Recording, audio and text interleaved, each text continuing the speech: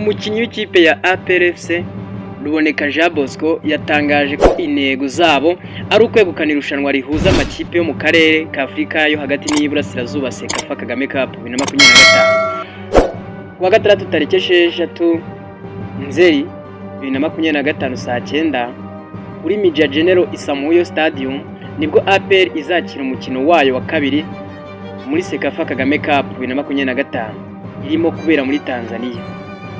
Iyi kipe ihagarariye u Rwanda izakina na Murandege yo muri Zanzibar nyuma yo gutangira itsinda Umamuru yo mu gihugu cy'u Burundi ibitego 2-0. Nyuma yo gukora imyitozo ibanziriza umukino kuri uyu wa gatanu, kapiteni wa APR muri iyi mikino Ruboneka Jean Bosco yavuze ko ikipe bafite mu mwaka ushize ubwo batsindwaga na Murandege atari yo bagifite. Ubu bityo rero niyo mpamvu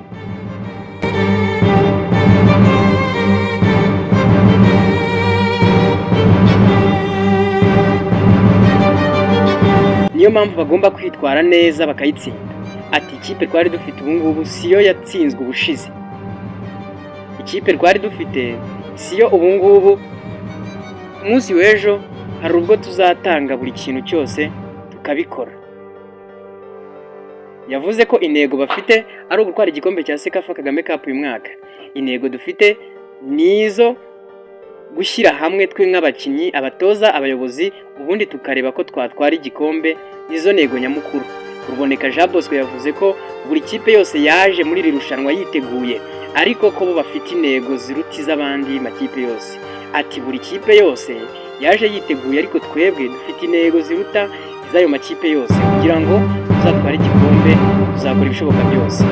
APR niyo itsinda B n'amanota 3 aho zigamye ibitego 2 kurikirwa na KMC nayo ifite amanota 3 ariko yo ikazigamye igitego kimwe. APR yakoze imyitozo ya nyuma ibanziriza match ya Murandege